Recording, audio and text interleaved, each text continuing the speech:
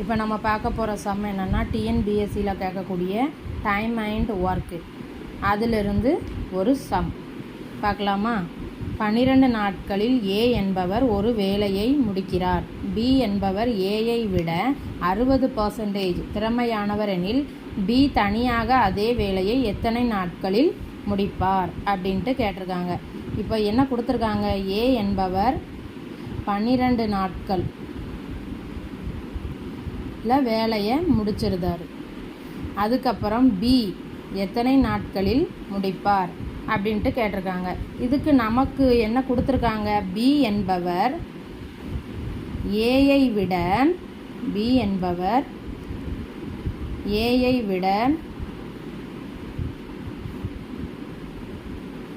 60% திறமையானவர்.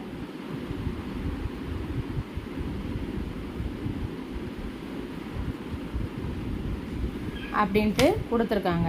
இப்போ ஏயினுடைய ஒரு நாள் வேலை நம்ம பார்க்கலாமா.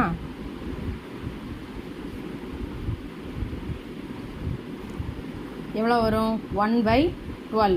அவர் 12 நாளில் ஒரு வேலையை முடிக்கிறார். ஸோ அப்போ ஒரு நாள் வேலை 1/12. இப்போ பி என்பவர் என்ன பண்ணுறாரு, ஏயினுடைய ஒரு நாள் வேலை அதையும் பார்க்குறாரு, ப்ளஸ் ஏயை விட 60% திறமையாகவும் வேலை பார்க்குறாரு. அப்படின்னா என்ன அர்த்தம், 60% ஆஃப் 1/12 ஒரு நாள் வேலை.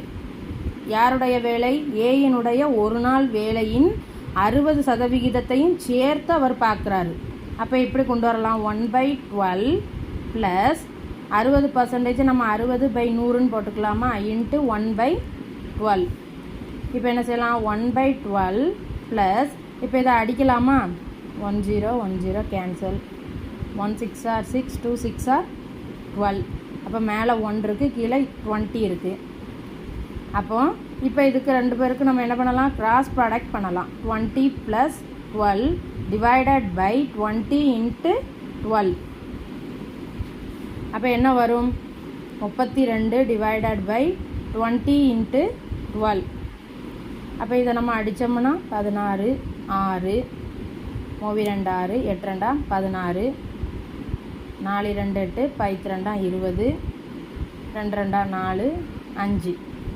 அப்போ 2/15. இது என்னது,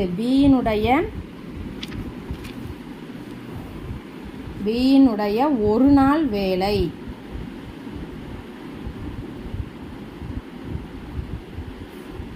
எவ்வளவு, 2/15.